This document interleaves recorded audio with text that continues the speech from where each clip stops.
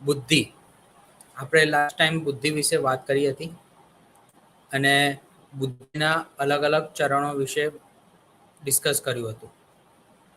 સો બુદ્ધિ એક એવો પરિપ્રેક્ષ્ય આપણે કહી શકાય કે જેના દ્વારા આપણા સમગ્ર વર્તનોનું નિયંત્રણ અને તેનું પરાવર્તિત રિસ્પોન્સ, એનો પરિવર્તિત જવાબ આપણે બુદ્ધિની મદદથી આપતા હોઈએ છીએ.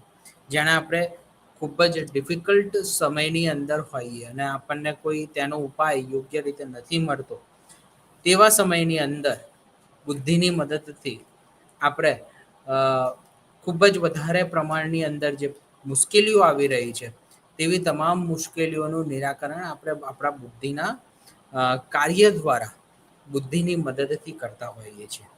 એટલે આપણે એવું કહી શકીએ કે બુદ્ધિ એક એવું પરિબળ છે કે જે નિર્ણય શક્તિ સાથે સંકળાયેલું છે. બુદ્ધિ એ આપણા સારી રીતે વિચારવાના પરિપ્રેક્ષ્ય સાથે સંકળાયેલું છે. ત્યારબાદ આપણે ભાષા વિશે વાત કરી હતી. ભાષા એક એવો વિષય છે કે જે આપણા વિચારોના ઉદ્ગમ સ્થાનોને તેના વિશિષ્ટ આકારની મદદથી, આકાર દ્વારા ગોઠવવા માટે તેમજ તેને રજૂ કરવા માટે આપણે ભાષાને મદદથી આપણા વિચારોને લોકોની સાથે સામાજિક આંતરક્રિયાની મદદથી આપણે કરી શકીએ છીએ. પરંતુ આ જ ભાષાના સાથે સંબંધિત કેટલીક વિકૃતિઓ કે જે સંકળાયેલી છે, રાઈટ, જેને આપણે ભાષાની વિકૃતિ તરીકે ઓળખીએ છીએ. અંગ્રેજીમાં તેને કહેવાય છે લેંગ્વેજ ડિસઓર્ડર્સ અથવા તો લેંગ્વેજ ઇમ્પેરમેન્ટ. આપણે ઘણી બધી વખત જોઈએ છીએ કે કેટલાક લોકોને બોલવામાં સમસ્યા થતી હોય, કેટલાક લોકોને પેરાલિસિસ થયા પછી યોગ્ય રીતે કેટલાક શબ્દોનું પ્રોનાઉન્સિએશન, ઉચ્ચારણ નથી કરી શકતા. ક્યારેક કેટલાક અકસ્માત પછી, ગંભીર અકસ્માત પછી કેટલાક લોકોને જવાબ આપવામાં ઘણી સમસ્યાઓ આવતી હોય છે. તો આ એક ભાષાની વિકૃતિ તરીકે ઓળખી શકાય. જાણે કોઈ શારીરિક બીમારી થાય અથવા તો કોઈ માનસિક રીતે આઘાત લાગે છે, તેવા સમયમાં વ્યક્તિના ખ્યાલમાં, વ્યક્તિના સંદર્ભમાં ચોક્કસ રીતે કેટલાક પ્રકારનો મતિભ્રમ અથવા તો ચોક્કસ કેટલાક પ્રકારનો ખોટો ખ્યાલ એ ઉદ્ભવતો જતો જોવા મળે છે, રાઈટ. તો આ જે પ્રકારનો જે ખ્યાલ જે છે તેને ભાષાની વિકૃતિ તરીકે ઓળખવામાં આવે છે. ભાષાની વિકૃતિ ક્યારે અસર ન થતી હોય એવું કહી શકાય.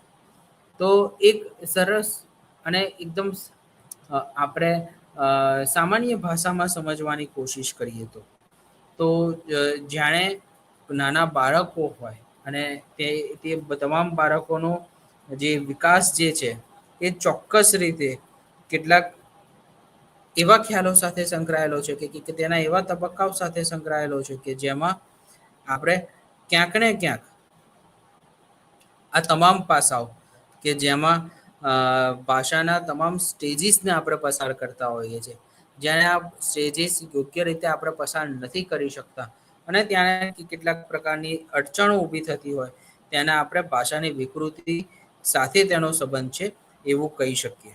સો ભાષા એક એવો ખ્યાલ છે કે જે આપણા તમામ જે કેટલાક એવા ખ્યાલો કે જે ક્યાંક ને ક્યાંક આપણે તેને અલગ અલગ વિકૃતિની અંદર જોતા હોઈએ છીએ, જેમ કે autism, learning disability, specific language impairment, developmental phonological disorders જેમ કે એફેસિયા, ડિસ્પ્રેક્શિયા વગેરે. તો આજે દરેક વિકૃતિ વિશે આપણે સમજીએ છીએ તો એ વિકૃતિને આપણે કેટલાક એવી રીતે સમજીએ કે જે વિસ્તૃતમાં અને અલગ અલગ ધોરણે અથવા તો અલગ અલગ તેના પ્રકારોની અંદર એફએસિયા વિશે વાત કરીએ.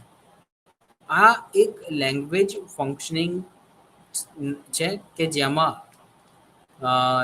માણસની અંદર આવેલું, માનવ મગજમાં આવેલું ડાબી સાઈડનું જે હેમિસ્ફિયર છે, જે બ્રેનનું ફંક્શન છે, એની અંદર આવેલો ઇમ્પેરમેન્ટ એ એફેસિયા થવા માટે જવાબદાર છે. એફેસિયાના કેટલાક ડિફરન્ટ ટાઈપ છે કે જેમ કે બ્રોકાઝ એફેસિયા અને વર્નાઇક એફેસિયા. Right? So aphasia is divided into two parts. There is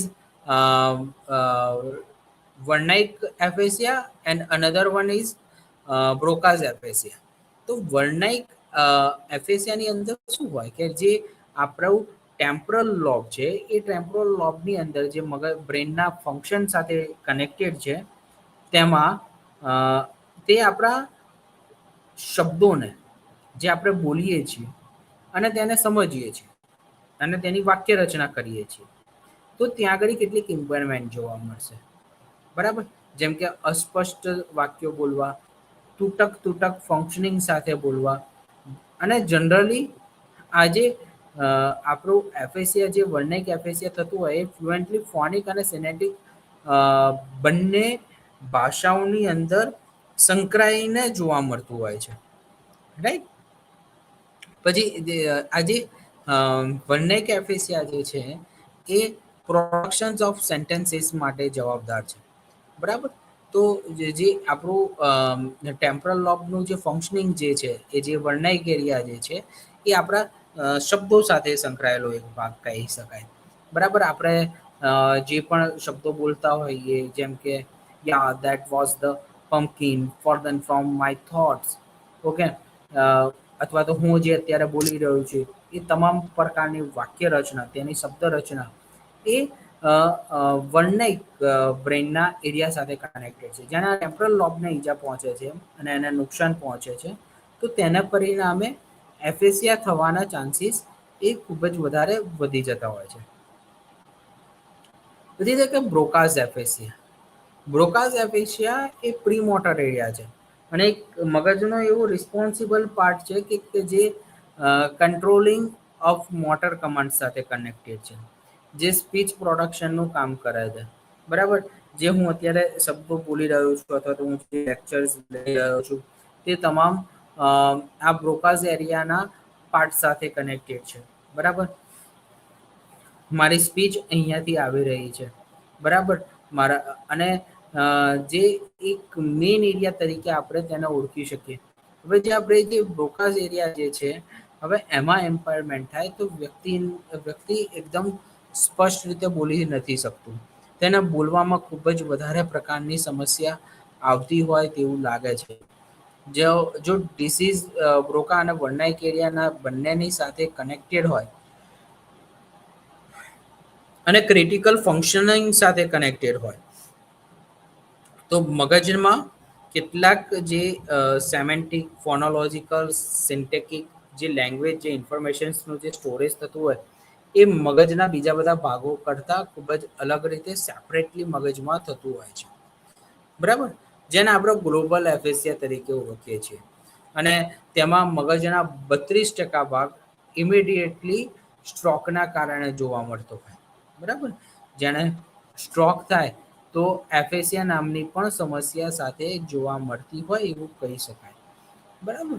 તો આ એક એવી સમસ્યા છે કે જે સૌથી વધારે જે કહી શકાય એ કદાચ બાળકોમાં અને સૌથી વધારે વૃદ્ધ વ્યક્તિઓની અંદર જોવા મળે છે. જ્યારે મગજની અંદર જે લોહીનું પરિભ્રમણ જે છે ઓછું થઈ જાય, મગજની નસો જ્યારે સુકાવા માંડે છે, ત્યારે આ પ્રકારની બીમારી થતી હોય છે. પછી છે ઓટિઝમ. ઓટિઝમ શું છે કે એક આ ન્યુરો ડેવલપમેન્ટલ ડિસઓર્ડર્સ છે. બરાબર?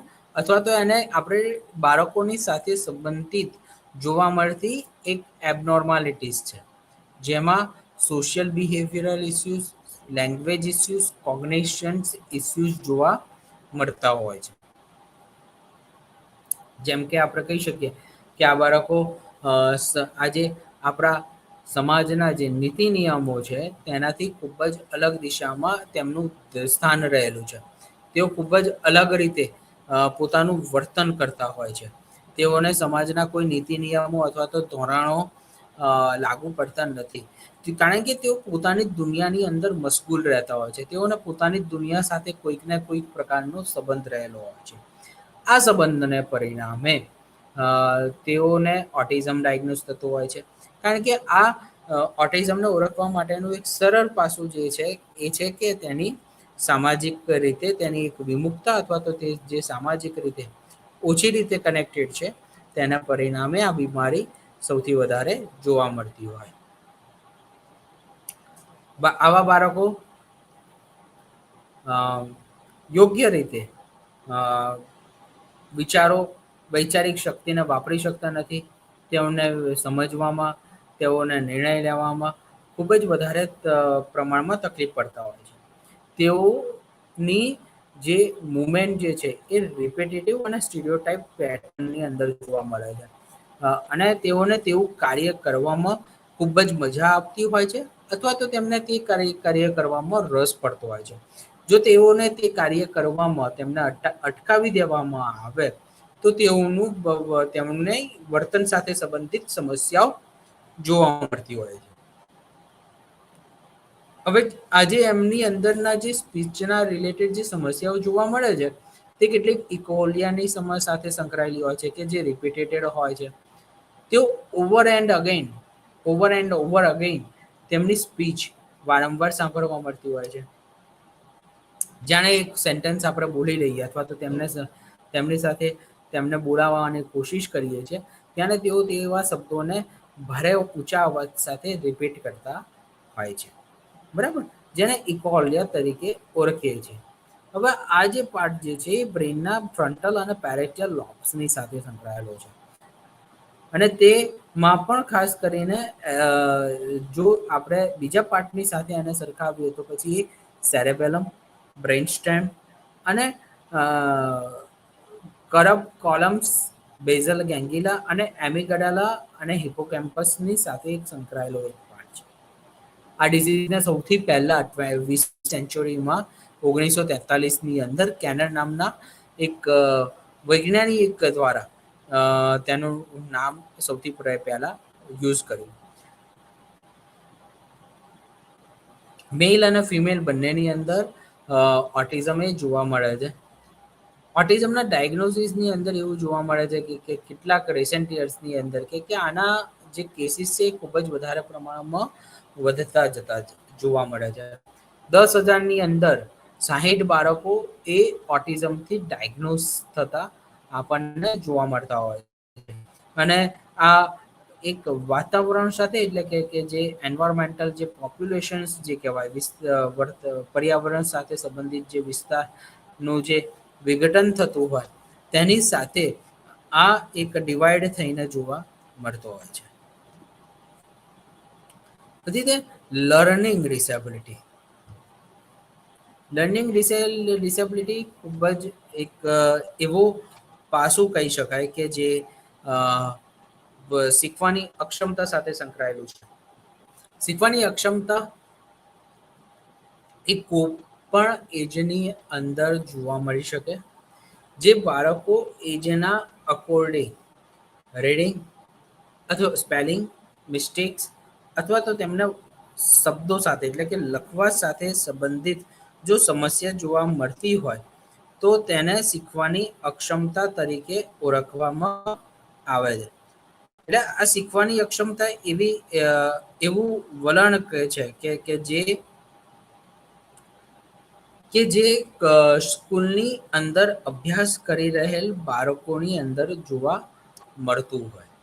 બરાબર, અને તેનો ખ્યાલ ધીમે ધીમે જેમ જેમ બાળક મોટું થતું જાય અને તે યોગ્ય વાતાવરણમાં જોવા મળે. બરાબર, અને તેને તે સ્કૂલના વાતાવરણ સાથે એક સરસ એવું આયોજન નથી સ્થાપી શકતું તેવા સમયની અંદર આપણને લર્નિંગ ડિસેબિલિટીના બાળકો વિશે આપણને ખ્યાલ આવતો હોય છે. સો ડિસ્લેક્સિયા વિશે જો આપણે ખાસ કરીને વાત કરીએ તો ડિસ્લેક્સિયાના વિશે 1968ની અંદર વર્લ્ડ ફેડરેશન્સ ઓફ ન્યુરોલોજીસ્ટના કોન્ફરન્સની અંદર તેનો સૌથી પહેલી વખત એક ખ્યાલ આપવામાં આવ્યો, જેને કહેવામાં આવે છે disorder in children who despite conventional classroom experience fail to attain the language skill of reading, writing, spelling, and with their intellectual abilities. તેણે ખાસ જે સમસ્યા જે છે એ માનસિક દિવ્યાંગતા સાથે પણ કનેક્ટ થતી હોય છે. ડિસ્લેક્સિયા એક મેન્ટલ રિટાર્ડેશન્સનો એક પાર્ટ કહી શકાય કે જેમાં બુદ્ધિ ઓછી હોવી અથવા તો મગજના કેટલાક ભાગોમાં ઈજા પહોંચેલી હોય, તેને નુકસાન પહોંચ્યું હોય, ત્યારે આપણને આ પ્રકારની સમસ્યા જોવા મળતી હોય છે. તેની જો સિવિયરિટીની વિશે વાત કરીએ તો ડિસ્લેક્સિયાની, તો એ માઇલ્ડ ટુ સિવિયર ફંક્શનિંગ સાથે કનેક્ટેડ છે. આને સૌથી વધારે જો આપણે વાત કરીએ તો બોયઝ એન્ડ ગર્લ્સ એ બંનેની અંદર જોવા મળે છે. સો આ જે લર્નિંગ ડિસેબિલિટી છે એ ઓડિટરી પ્રોબ્લેમ્સ પણ કદાચ જોવા મળતા હોઈ શકે, અથવા તો બાળકની જે પ્રત્યક્ષીકરણ કરવાની જે ક્ષમતા છે તેના ભાગની અંદર પણ અસર થઈ હોય તો પણ તે જોવા મળી શકે એમ હોય છે. તો ડિસ્લેક્સિયા એ સેવરલ ડિફરન્ટ ફંક્શનિંગ સાથે કનેક્ટેડ છે. જેમ કે વિઝ્યુઅલ ડિસ્લેક્સિયા ઇઝ જો હોય તો એ નંબર અને લેટર સાથે કનેક્ટેડ હોય છે, બરાબર. તેને લખવામાં ઘણા પ્રકારની સમસ્યા આવતી હોય. જો બાળકને ઓડિટરી ડિસ્લેક્સિયા હોય તો તેનું સાઉન્ડ્સ પ્રોપર નથી કરી શકતું, કારણ કે એનું પ્રોનાઉન્સિએશન એ જો પોતે જ સારી રીતે ભાષાને નહીં સાંભળી શકતો હોય અથવા તો સમજી શકતો હોય તો તે પણ એક અયોગ્ય પ્રકારનું પ્રોનાઉન્સિએશન કરતો હોય છે. પછી છે કે dysgraphia, difficulty holding controlling pencil, બરાબર. કરેક્ટ માર્કિંગ એટલે જે પેન્સિલની મદદથી જે એને લખવાનું જે કાર્ય જે સોંપવામાં આવે છે તે સારી રીતે નથી કરી શકતો, અને તે કરવામાં તેને ખૂબ જ વધારે પ્રમાણમાં સમસ્યા આવતી હોય. તો આ જે સમસ્યા જે છે એ લાંબો સમય સુધી ક્યાંક ને ક્યાંક રીતે જોવા મળતી હોય છે, બરાબર. તો આ જે ડિસ્લેક્સિયા છે એ પરસેપ્શન એટલે કે ઓક્સિપિટલ લોબ સાથે કનેક્ટેડ એક પાર્ટ છે. એના પછી જો વાત કરીએ તો અલ્ઝાઇમર્સ.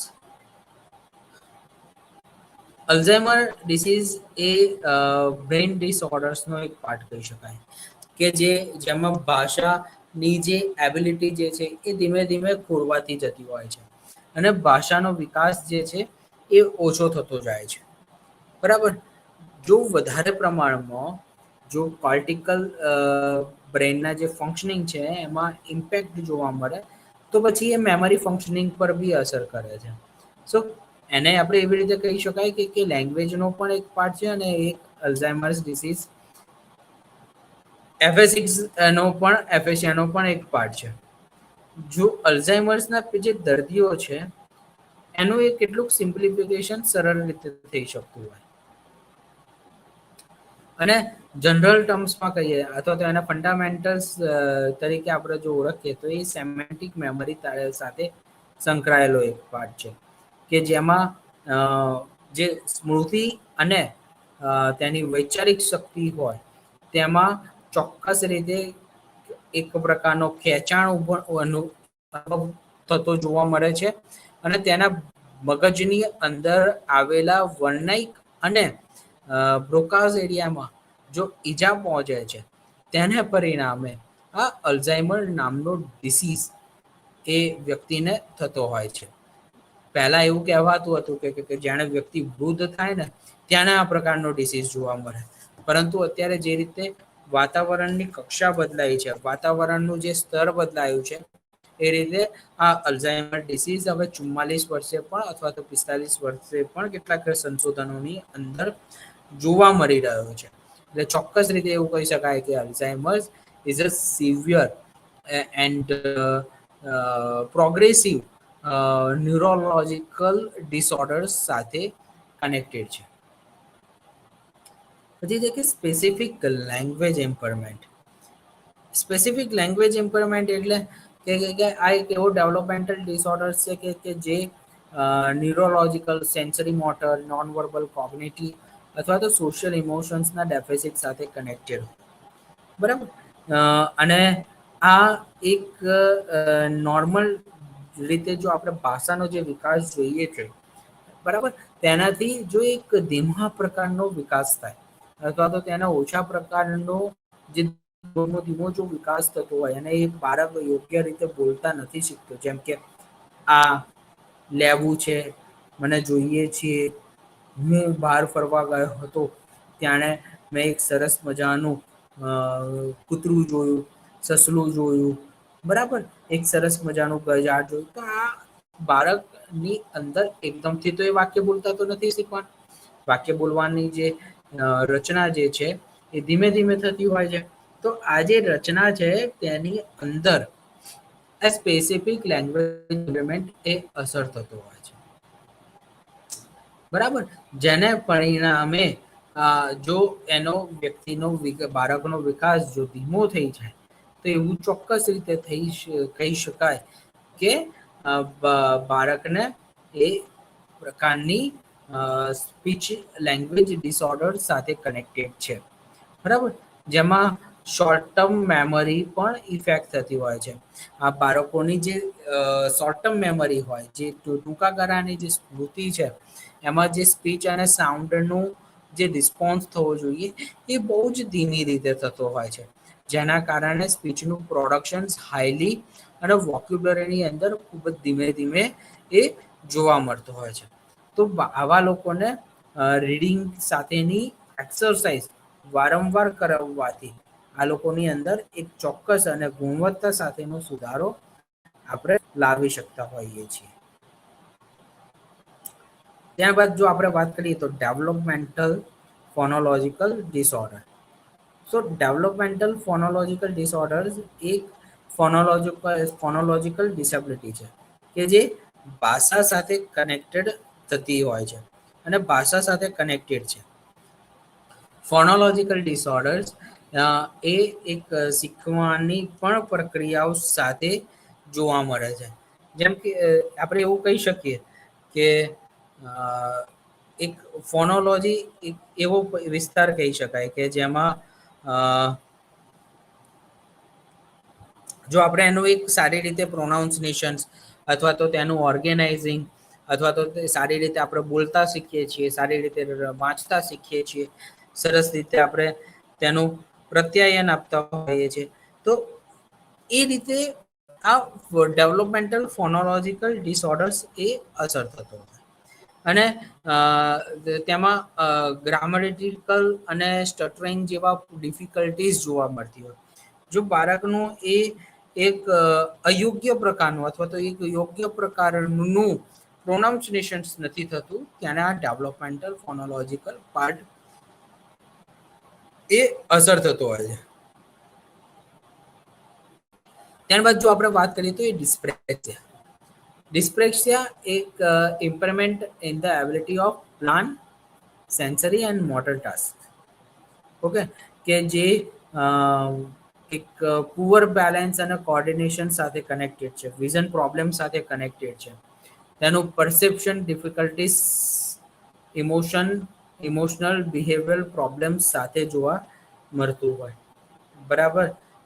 જેમાં ખાસ કરીને જો આપણે વાત કરીએ ડિસ્પ્રેક્શિયાની અંદર, તો આવા બાળકોનું જે બોલવાની જે ક્ષમતા છે અથવા તો આ લોકોની જે સોશિયલ સ્કિલ છે, તો એ ખૂબ જ ખરાબ હોય છે, તે ખૂબ જ ઓછી હોય છે. આ લોકોનું પુઅર પોસ્ચર જોવા મળે છે, એક ઝૂકેલું બોડી હોય તેવું આપણે કહી શકાય. આવા લોકોની અંદર, આવી સમસ્યાઓની અંદર ડિસ્પ્રેક્શિયામાં જે ટૂંકા ગાળાની સ્મૃતિ છે એ પણ એનો પણ વિકાસ ખૂબ જ ધીમો જોવા મળે છે અથવા તો એ અયોગ્ય રીતે વિકાસ થયેલો હોય એવું આપણે કહી શકાય. અને આ એક લાઈફ લોંગ ડિસઓર્ડર્સ છે, બરાબર, જે લાંબા સમય સુધી કનેક્ટેડ રહેલો જોવા મળતો હોય છે. અને તેમાં ઓક્યુપેશનલ અને સ્પીચ થેરાપીની મદદથી આપણે તેમાં યોગ્ય પ્રકારનો બદલાવ લાવી શકીએ. રીતે સ્પીચ ડિસઓર્ડર્સ, સ્પીચ ડિસઓર્ડર્સના ખૂબ જ અલગ અલગ પ્રકાર જોવા મળે છે. બરાબર. સો સ્પીચ ડિસઓર્ડર્સ નોર્મલી રીતે જે બાળકની જે એજ હોવી જોઈએ એ એજનાથી એક જે એનું વોઇસ અને એનું જે પ્રોનાઉન્સિએશન જે એની ફ્લુએન્સી હોવી જોઈએ એ ખૂબ જ ધીમી હોય અથવા તો પ્રોપર ન હોય તો તેને સ્પીચ ડિસઓર્ડર્સ સાથેનો એક સંબંધ હોય તેવું કહી શકાય. તો તેમાં ફ્લુએન્સી ડિસઓર્ડર આવે છે, સ્પીચ સાઉન્ડ રિલેટેડ ડિસઓર્ડર્સ આવે છે. બરાબર. તો વોઇસ ડિસઓર્ડર શું છે? Voice is ઇન્વોલ્વ્સ in through lungs, vocal chords, જીભ, મોઢાના અલગ અલગ પાર્ટમાંથી આપણે સ્પીચનું સ્પીચના પાર્ટને યુઝ કરતા હોઈએ છીએ. એટલે કે આપણે આપણો વોઇસ બહાર આવતો હોય છે. અને તે પેરા લેંગ્વેજ ઇસ્યુઝ સાથે કનેક્ટેડ હોય છે, જેમ કે વોલ્યુમ હોય, ઇન્ટોનેશન્સ હોય, ડાયવર્સિટી હોય, તો તેની સાથે આ કનેક્ટેડ હોય છે. તો વોલ્યુમ શું છે કે હાઉ લાઉડલી અથવા તો સોફ્ટલી વી સ્પીક, અને આપણે કઈ રીતે બોલીએ છીએ અને આપણે ત્યાં દરેક શબ્દોનું કઈ રીતનું ઉચ્ચારણ કરતા હોઈએ છીએ તેની સાથે એક આ વોલ્યુમનો પાર્ટ એ કનેક્ટેડ છે. બરાબર. પછી છે કે પીચ હાઉ પ્લેઝન્ટ અને અથવા તો અનપ્લેઝન્ટ છે. આપણી સ્પીચ કઈ રીતની એક કનેક્ટેડ જોવા મળતી હોય છે. બરાબર. પછી ક્વોલિટી, આપણી જે બોલવાની જે ક્ષમતા છે તેની ક્વોલિટી કેવી છે. એક સારી રીતે જો કહી શકાય કે તો લો ફ્લોમાં છે અથવા તો ગુડ પ્રોનાઉન્સિએશનમાં છે. પછી એનો રેટ, આપણે કેટલી ઝડપથી તેને બોલીએ છીએ. જો તેની અંદર જો અયોગ્ય પ્રકારની આપણને ક્ષમતા જોવા મળે અથવા તો અયોગ્ય એનો વિકાસ જોવા મળે તો તેને આપણે સ્પીચ ડિસઓર્ડર્સ તરીકે ઓળખી શકીએ એમ છીએ. અને એ વોઇસ ડિસઓર્ડર્સની અંદર ડાયગ્નોઝ થશે. પછી છે કે સ્પીચ સાઉન્ડ ડિસઓર્ડર્સ, તો એમાં આર્ટિક્યુલેશન્સ ડિસઓર્ડર્સ ઇન્વોલ્વ થતો હોય છે કે જેમાં ટંગ, લિપ્સ, ટીથ, માઉથ એટલે કે જીભ, હોઠ, દાંત અને મોંની અંદરથી જે પ્રોડ્યુસ થતી જે સ્પીચ છે આર્ટિક્યુલેશન્સ ડિસઓર્ડર સાથે સંબંધિત છે. જેમ કે આપણે ક બોલીએ તે જીભના ઉપરના ટેરવા સાથે કનેક્ટેડ છે. છી બોલીએ તો એ આગળના દાંતના સાથે કનેક્ટેડ પ્રોનાઉન્સ થતો એક શબ્દ છે. એ જ રીતે આપણે વાત કરીએ તો એક વખત તમારે એક વખત આપણે પ્રયત્ન કરવા જેવો છે કે કેટલીક વખત આપણા બધાની હોઠની રચના, જીભની રચના એકદમ પર્ટિક્યુલર, દાંતોની રચના એકદમ પર્ટિક્યુલર છે.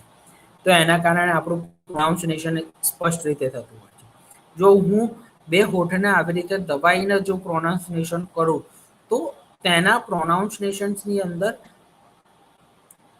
ચોક્કસ રીતે એક તફાવત જોવા મળશે. રાઈટ. જેમ કે અથવા તો આપણી ટંગ જો મુવમેન્ટ ના આપે તો પણ આર્ટિક્યુલેશન્સ નામનો ડિસઓર્ડર્સ હોય એવું કહી શકીએ. એ જ રીતે આપણે કહીએ કે ફોનેમિક ડિસઓર્ડર્સ. ફોનેમિક ડિસઓર્ડર શું છે કે જેનું આપણે પર્ટિક્યુલર જે સાઉન્ડ લેવાનું હોય એ એક શબ્દમાં હોય અથવા તો તેના સર્ટેન પ્રોડ્યુસિંગ જે થતા હોય તે અસ્પષ્ટ રીતે થતું હોય. ત્યારે આપણને આપણે એવું કહીએ છીએ કે આ ફોનેમિક ડિસઓર્ડર્સ જોવા મળે. પછી તે ફ્લુએન્સી ડિસઓર્ડર. ફ્લુએન્સી ડિસઓર્ડર શું છે કે તેમાં એક એપ્રોપ્રિએટ અને હેસ્ટિટેશન્સ જોવા મળતું હોય. સ્પીચનો જે સાઉન્ડ છે એ રેકોગ્નાઇઝેબલ હોય છે. ફ્લુએન્સી ઇઝ અ ડિસઓર્ડર એક એવો છે કે જે વધારે રેપિડ હોય અને એક્સ્ટ્રા સાઉન્ડ હોય.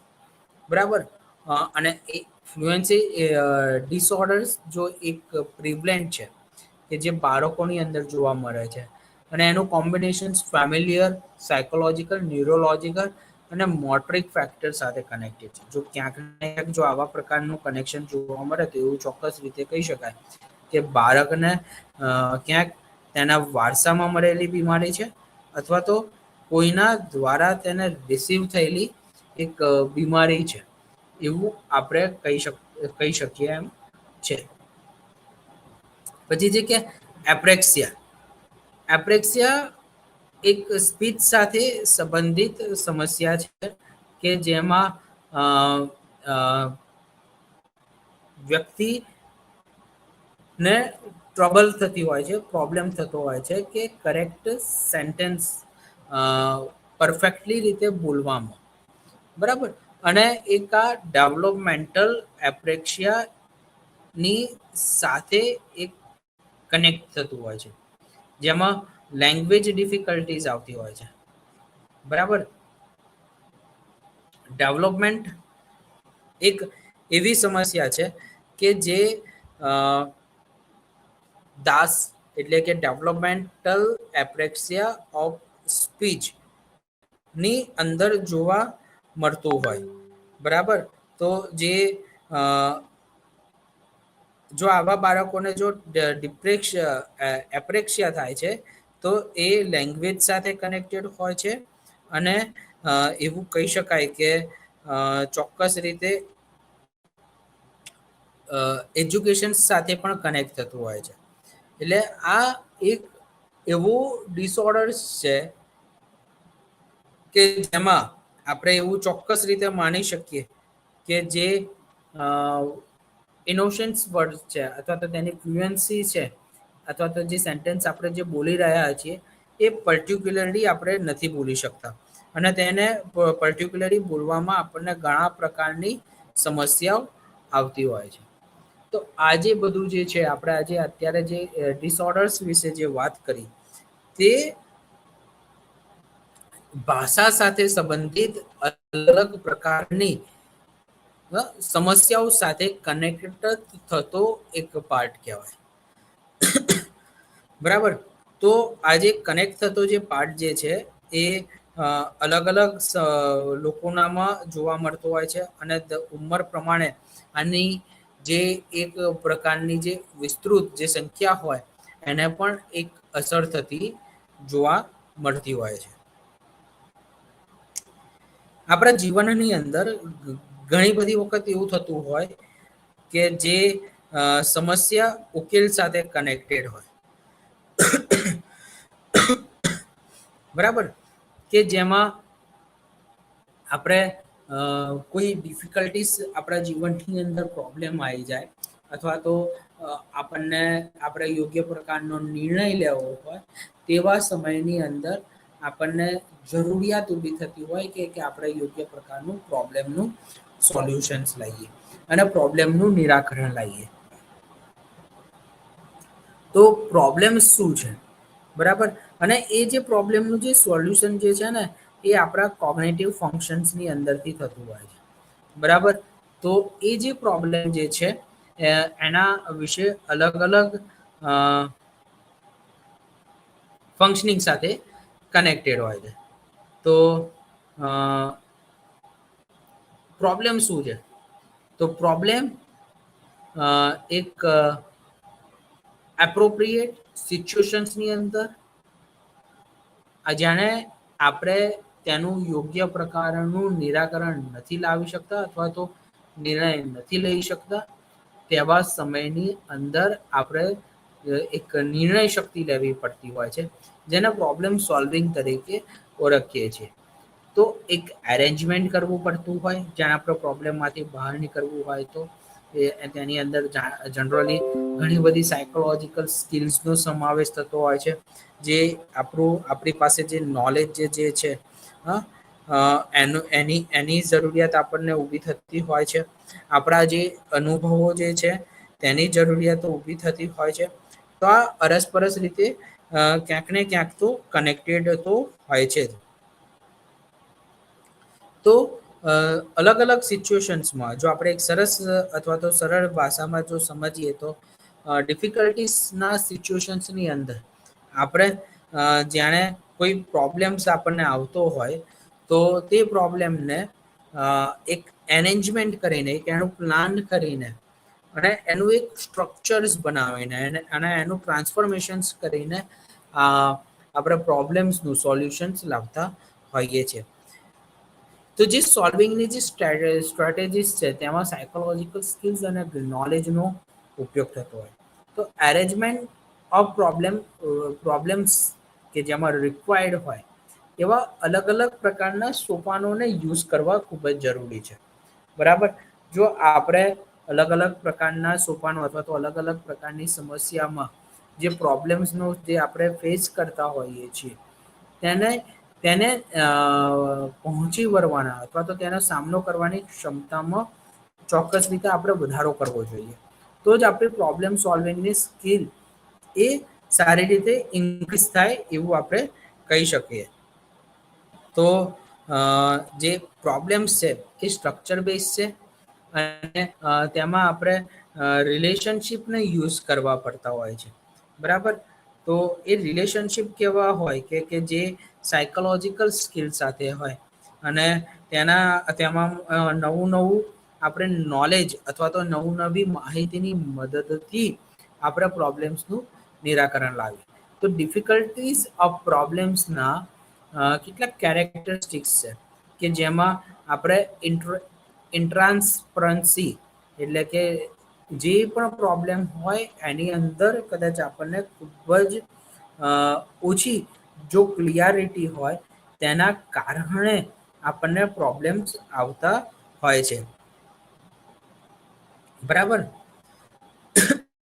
પછી છે કે જે આપણે પ્રોબ્લેમ્સનો જે સામનો કરતા હોઈએ બરાબર તો એ પ્રોબ્લેમ્સ કન્ટિન્યુ આપણે તેને એને જે થયો છે એને કઈ રીતે એનું સોલ્યુશન્સ લાવવું છે તેના વિશે આપણને ખબર ના હોય અથવા તો જે પ્રોબ્લેમ્સ છે એની આપણી પાસે એક યોગ્ય પ્રકારની ક્લિયરિટી ના હોય બરાબર.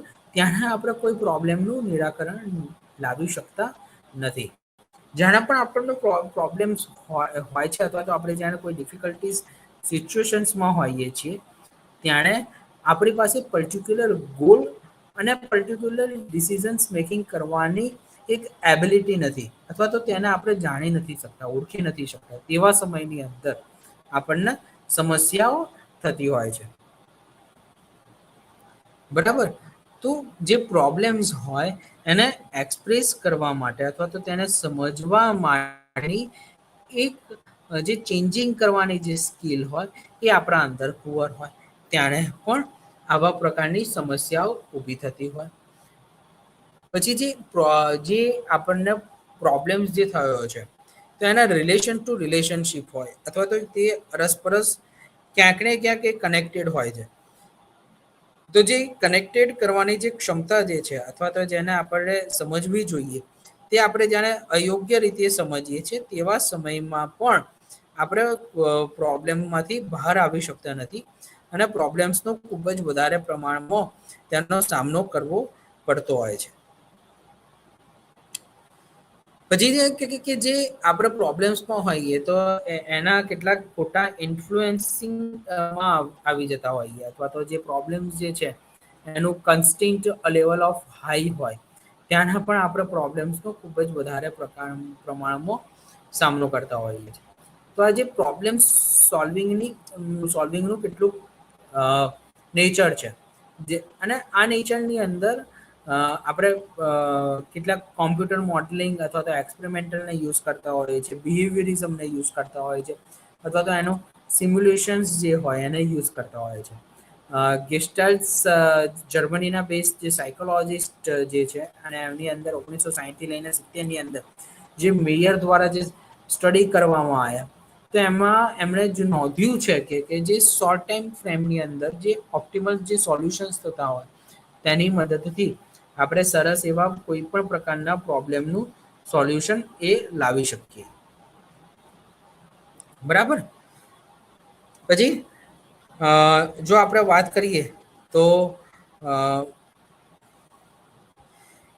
રિસર્ચ એવું કહે છે કે જો આપણે પ્રોબ્લેમનું એઝ્યુમ્શન્સ કરીએ અને જો પ્રોબ્લેમ્સનું નિરાકરણ લાવવા માટે કેટલીક અલગ અલગ નવી ટેકનિકને યુઝ કરીએ, બરાબર, તો તેવા સમયની અંદર આપણને યોગ્ય પ્રકારનું આપણે સોલ્વિંગ કરી શકીએ, બરાબર, પ્રોબ્લેમનું સમાધાન કરી શકીએ.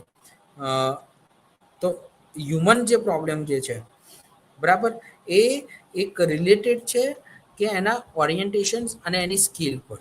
જાણે આપણે પ્રોબ્લેમનું સોલ્યુશન્સ લાવવું હોય તો એની પર્ટિક્યુલર એનું ઓરિએન્ટેશન્સ કરતાં આવડવું જોઈએ, તેનું એક સક્સેસફુલી કોગ્નિટિવ એબિલિટીઝને યુઝ કરીને એક મેન્ટલ પ્રોસેસ દ્વારા અને એના એક લાર્જર પ્રોબ્લેમ્સ દ્વારા તેનું આપણે નિરાકરણ લાવવાનું છે. Problem solving is connected with our intellectual functioning and cognitive process, બરાબર. જો આપણું સારી રીતે ઇન્ટેલેક્ચ્યુઅલ ફંક્શનિંગ હોય, જો આપણે એવું કહી શકીએ કે બહુ જ કોઈ પ્રોબ્લેમ આપણને તે તણાવવાળી લાગતી હોય, તો તેવા સમયની અંદર પણ આપણે જે તે સમસ્યાનું નિરાકરણ નહીં લાવી શકીએ અને તેને મેન્યુપ્યુલેટ કરવામાં અથવા તો તેના જે ગોલ જે છે અથવા તો તેની જે ડિઝાયર્સ છે તેની અંદર પણ આપણને નિરાકરણ લાવવામાં ઘણી બધી પ્રકારની સમસ્યાઓ આવતી હોય છે. તો જેને આપણે આપણા ઋષિ મુનિઓ અથવા તો ઘણા બધા લોકો એક્સપર્ટ્સ પણ એવું કહેતા હોય છે અને ખાસ કરીને ઘણા બધા પ્રકારના જે સંશોધનની અંદર થયેલા જે રિસર્ચિસ જે છે એ એવું કહે છે કે જાણે પણ આપણને તણાવનો અનુભવ થાય તેવા સમયમાં આપણે ખાસ એ વાતને ધ્યાન રાખવાની છે કે તણાવ અને ચિંતાની સ્થિતિની અંદર આપણે પ્રોબ્લેમનું સોલ્યુશન્સ ન લઈએ, બરાબર, તેની અંદર તેમાંથી બહાર નીકળવા માટેના આપણે ડિસિઝન્સ ના રહીએ, બરાબર, તો જ આપણે યોગ્ય રીતે પ્રોબ્લેમનું એક સારી રીતે સમાધાન લાવી શકીએ. જે પ્રોબ્લેમ સોલ્વિંગની જે સોલ્યુશન્સ માટે આર્ટિફિશિયલ ઇન્ટેલિજન્સીનો પણ અત્યારે ખૂબ જ વધારે પ્રમાણમાં યુઝ થતો હોય એવું આપણે કહી શકીએ. હવે અત્યારનો યુગ એવો છે કે જે આપણે ચોક્કસ રીતે એવું માની શકીએ કે જેમાં આર્ટિફિશિયલ ઇન્ટેલિજન્સી ખૂબ જ વધારે પ્રમાણમાં યુઝ થતી હોય. આર્ટિફિશિયલ ઇન્ટેલિજન્સીની મદદથી આપણે કોઈ પણ પ્રકારના પ્રોબ્લેમનું સોલ્યુશન ઇઝી વેમાં લાવી શકીએ, પરંતુ આર્ટિફિશિયલ ઇન્ટેલિજન્સી તેટલી જ નુકસાનકારક છે કે જેટલી તેનો યુઝ થતો હોય, બરાબર. તો એના કરતાં વધારે સારું એ છે કે આપણે મેન્ટલ પ્રોસેસ ઉપર ફોકસ કરીએ અને તેના એરેન્જમેન્ટ પર ફોકસ કરીએ. તો પ્રોબ્લેમ સોલ્વિંગ માટેના કેટલાક ઇનિશિયલ સ્ટેજીસ આપણને મનોવૈજ્ઞાનિકો દ્વારા આપવામાં આવ્યા છે. તો એ છે કે ઇનિશિયલ સ્ટેજ કે પ્રોબ્લેમ્સનું સ્ટ્રક્ચર્સ કેવું છે, પ્રોબ્લેમની શરૂઆત કઈ રીતે થઈ છે તેને આપણે સૌથી પહેલા સમજવાની કોશિશ કરવી જોઈએ. જો આપણે યોગ્ય રીતે પ્રોબ્લેમની સ્ટ્રેટેજીસને ઓળખવી હોય તો પછી તેના માટે આપણે ગ્રુપ પ્રોબ્લેમ સોલ્વિંગ કરતા હોઈએ, હે ને. એક સોલ્વિંગ સ્ટ્રેટેજીસની અંદર આપણે ગ્રુપની મદદ લઈએ અથવા તો તેનું મેનેજમેન્ટ કરીએ, પ્રોબ્લેમ સોલ્વિંગની એક્ટિવિટીઝ કરીએ, ટીચિંગ પ્રોબ્લેમ સોલ્વિંગ મેથડને યુઝ કરીએ, પ્રોબ્લેમ સોલ્વિંગ સ્કિલને યુઝ કરીએ, આર્ટ બેઝ પ્રોબ્લેમ સોલ્વિંગ કરીએ, બરાબર. પરંતુ ક્રિએટિવ પ્રોબ્લેમ સોલ્વિંગ શું છે કે જેમાં આપણે પ્રોબ્લેમ સોલ્વિંગના એપ્રોચીસને યુઝ કરતા હોઈએ, એના જે ઇલેમેન્ટરી જે પ્રોબ્લેમ સોલ્વિંગની જે પ્લાનિંગ છે એને યુઝ કરીએ. ઘણી બધી વર્કશીટ અવેલેબલ હોય છે તો આપણે એને યુઝ કરતા હોય છે અને એના લેસન પ્લાનની મદદથી આપણે અલગ અલગ પ્રકારના પ્રોબ્લેમનું નિરાકરણ લાવી શકતા એમ હોઈએ છીએ. પ્રોબ્લેમ સોલ્વિંગ એક પ્રોડક્ટિવ થિંકિંગ છે. જો એના આપણે ટાઈપ્સ ઓફ થિંકિંગ વિશે જો આપણે વાત કરીએ પ્રોબ્લેમ સોલ્વિંગ તો એક પ્રોડક્ટિવ થિંકિંગ છે. પછી એક બિંગ અ સેન્સિટિવિટી અને સ્ટ્રક્ચર્સ રિક્વાયરમેન્ટ સાથે કનેક્ટેડ છે, હે. તો પ્રોબ્લેમ સોલ્વિંગની અંદર જે થિંકિંગની પ્રોસેસ છે એ કઈ રીતે થતી હોય? બેઝિકલી રીતે thinking process is a involving in two types, analytical thinking and synthetic thinking. Okay, so thinking is એક એવો પાર્ટ છે કે જેની મદદથી આપણે કોઈ પણ પ્રોબ્લેમની અંદર જઈ પણ શકીએ છીએ અથવા તો કોઈ પણ પ્રોબ્લેમમાંથી આપણે બહાર પણ નીકળી શકતા હોઈએ છીએ. તો એના માટે એનાલિટિકલ થિંકિંગ યુઝ કરવું જોઈએ, એનાલિસિસ કરતા શીખવું જોઈએ. જેમ કે તમે પોતાની જાતને સવાલ કરી શકો કે જો હું કોઈ રૂમની અંદર ભરાઈ ગયો છું અથવા તો તમે કોઈ રસ્તાની અંદર જઈ રહ્યા છો અને એવા સમયની અંદર તમારા વ્હીકલમાં પંચર પડે છે, તો એમાં એવા સમયમાં તમે એક પહેલો ક્વેશ્ચન પોતાને પૂછી શકો કે હું હવે શું કરું, મારે આગળ શું કરવાની જરૂરિયાત છે કે જેથી કરીને હું અલગ અલગ પ્રોબ્લેમનું નિરાકરણ લાવી શકું, બરાબર, અને પ્રોબ્લેમનું એનાલિસિસ કરી શકું, બરાબર. પંચર પડ્યું છે, આગળ કોઈ નથી, પાછળ કોઈ નથી, તો મારે શું કરવું જોઈએ? તો એ સમયની અંદર આપણા સમયમાં ઘણા બધા નિર્ણયો આપણે લેતા શીખીએ છીએ કે જેને આપણે કહી શકીએ કે હું કોઈને મળવા જઈશ અથવા તો હું કોઈ વ્યક્તિની મદદ કરીશ અથવા તો આપણે એવું કહી શકીએ કે મારે ચોક્કસ રીતે એવા નિર્ણયો લેવા જોઈએ અથવા તો મારે કોઈને ફોન કરવો જોઈએ કે જે મારા વ્હીકલમાં જે પંચર પડ્યું છે તેના સોલ્વિંગ માટે મારી પાસે આવે, બરાબર. તો એ એનાલિસિસ થાય, બરાબર. આપણે અલગ અલગ એક જ પ્રોબ્લેમની અંદર અલગ અલગ પ્રકારનું એનાલિસિસ કરીને એનો નિર્ણય લેતા હોઈએ છીએ. જ્યારે આપણે ગૂગલ મેપની અંદર એક જગ્યા પરથી લઈને બીજી જગ્યા પર જતા હોઈએ છીએ ત્યારે આપણે અલગ અલગ રસ્તાઓને મેપ દ્વારા જોતા હોઈએ છીએ કે કયો રસ્તો આપણને નજીક પડશે અને કયા રસ્તાની મદદથી હું જલ્દી પહોંચી જઈશ અને કયો રસ્તો આપણને એક સરસ એવા નિર્ણય લેવા માટે અથવા તો જલ્દી પહોંચવા માટે આપણને ઉપયોગી સાબિત થાય, બરાબર. કેટલાક સોલ્યુશન્સ એવા હોય છે કે જે ઇમેજિંગ લાઇક હોય, બરાબર. એક મેન્ટલ મોડેલ છે કે જેમાં જે આપણને સમસ્યાઓ આવી રહી છે તેનું એક પિક્ચર ક્લિયર કરવું જરૂરી છે, બરાબર. તેનું એક ઇમેજિનેશન્સ કરવું ખૂબ જ જરૂરી છે અને તેની મદદથી આપણે કોઈ પણ પ્રોબ્લેમનું એક સોલ્યુશન્સ લાવી શકીએ. એમાં મેન્ટલ મોડેલ યુઝ થતું હોય, બરાબર.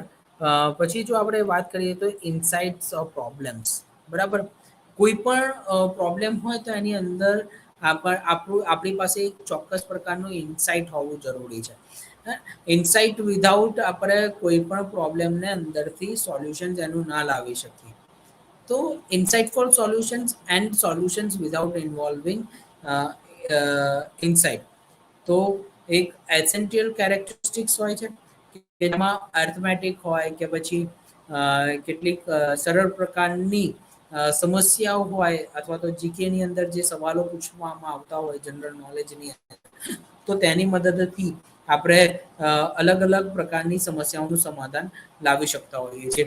આપણને ફિલિંગ્સ અથવા તો આપણને તેના માટે દરેક સમસ્યાઓના નિરાકરણ લાવવા માટે એક એવી ફિલિંગને યુઝ કરવી પડતી હોય કે જેમાં આપણે તેનો યોગ્ય પ્રકારનું નિરાકરણ લાવી શકીએ અથવા તો તેને લાવવા માટે યોગ્ય પ્રકારની જો આપણી લાગણીઓ આપણને સપોર્ટ કરશે તો આપણે તેનું સમાધાન લાવી શકીએ.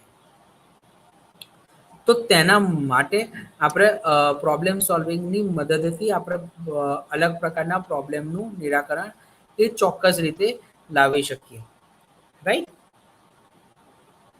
પ્રોબ્લેમ સોલ્વિંગના કેટલાક સ્ટેજીસ છે. તો એ કયા કયા સ્ટેજીસ છે?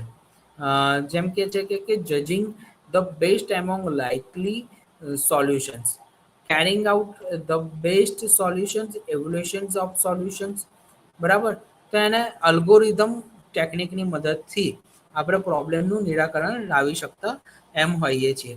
અલ્ગોરિધમની અંદર શું હોય કે અનસિસ્ટમેટિક આપણે રેન્ડમલી કોઈ પણ સિચ્યુએશન્સની અંદર જઈશું અને એ સિચ્યુએશન્સની અંદર એને ઓળખીને પ્રોબ્લેમ જે આપણે ફેસ કરી રહ્યા છીએ તેમાંથી બહાર નીકળવા માટે આપણે ચોક્કસ રીતે પ્રયત્ન અલગ અલગ પ્રકારના કરવાના. તો તેની મદદથી આપણે યોગ્ય પ્રોબ્લેમમાંથી જે કેટલાક જે પ્રોબ્લેમનો જે સામનો આપણે કરી રહ્યા છીએ તેમાંથી આપણે બહાર આવી શકીએ.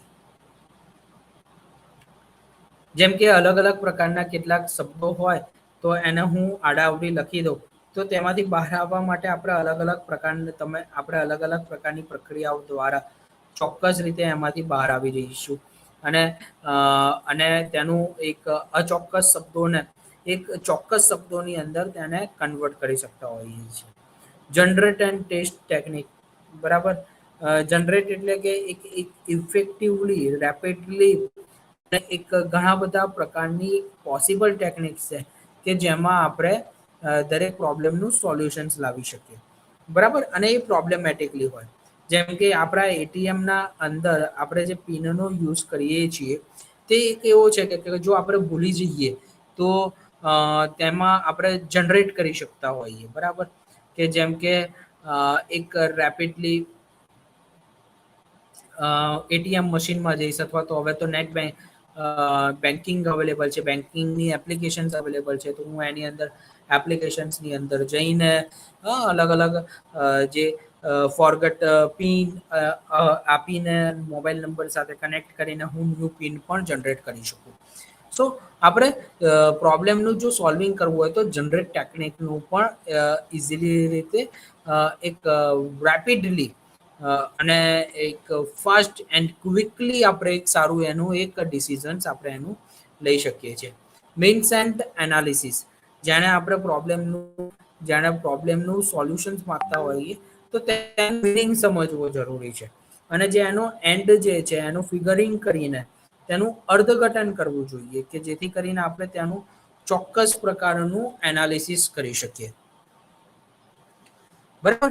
તો મીન્સ એન્ડ એનાલિસિસ એક એવું કરંટ સ્ટેટ છે અથવા તો એક કન્ડિશન્સ છે કે જે ડિસ્પાયર્ડ થતી હોય છે એ અલગ અલગ પ્રોબ્લેમ્સની અંદર, બરાબર.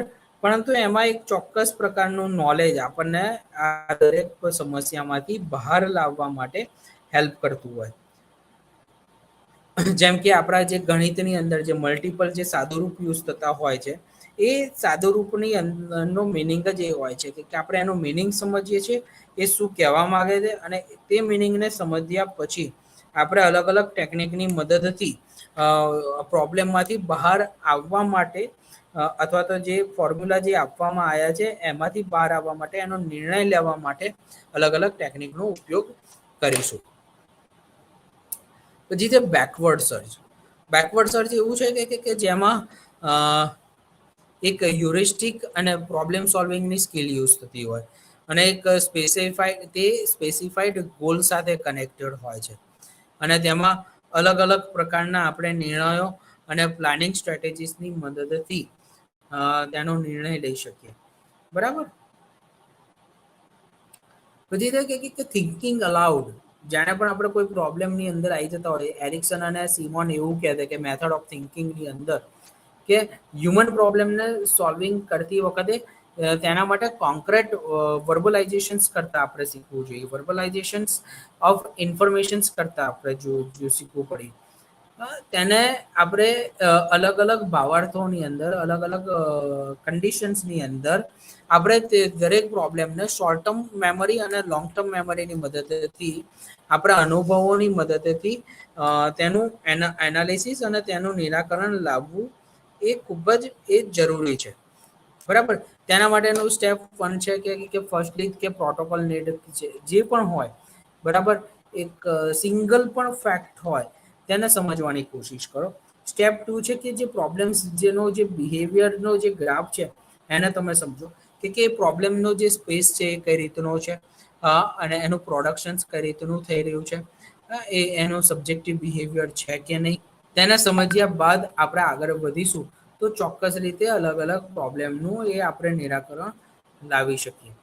પછી છે કે અધર સ્ટ્રેટેજીસ કે જેમાં આપણે એબ્સ્ટ્રેક્શન્સ કરતા હોઈએ છીએ. અધર સ્ટ્રેટેજીસની અંદરનું આ જે એબ્સ્ટ્રેક્શન્સની જે મેથડ જે છે તેમાં model of the system applying real timing સાથે કનેક્ટેડ હોય છે, બરાબર. આપણે એકદમ સાચો સમયનું પસંદ કરવી પડે અને સાચી પદ્ધતિનો ઉપયોગ કરવો પડે, અને તેની મદદથી આપણે પ્રોબ્લેમનું સોલ્યુશન લાવી શકીએ. Divide and conquer problem solving approach છે કે જેમાં પીપલ્સ બ્રેક લેતા હોય અને એક લાર્જ સિસ્ટમ સાથે તેનું સોલ્યુશન્સ આવે કે જેથી કરીને આપણે પ્રોબ્લેમનું નિરાકરણ લાવી શકીએ. તેમાં આપણે લેટરલ થિંકિંગની મદદથી એને ઇન્વોલ્વ કરીને ઇનડાયરેક્ટલી અને ડાયરેક્ટલી ક્રિએટિવલી આપણે ઘણા સમસ્યાઓનું સમાધાન આપણે લઈ શકતા હોઈએ છીએ. સંશોધન અને એક્સપ્લેન કરવું પડે અને એનું એડેપ્ટિંગ ફંક્શનિંગની સાથે સિમિલર પ્રોબ્લેમની સાથે આપણે તેને સમાધાન કરતા શીખવું જોઈએ. જેમ કે આપણે જો સેમ પ્રોબ્લેમ જો આપણને કદાચ એક જો આપણે ક્યાંક ગયા હોઈએ બરાબર, તો અથવા તો ક્યાંક આપણે કોઈ પ્રોબ્લેમની અંદર ફસાઈ ગયા હોય તો સેમ પ્રોબ્લેમ આપણને અસર થતો હોય તો આપણે ભૂતકાળના અનુભવોની મદદથી સેમ ટેકનિકની મદદથી અલગ અલગ પ્રોબ્લેમનું સમાધાન એ આપણે લાવી શકતા હોઈએ છીએ.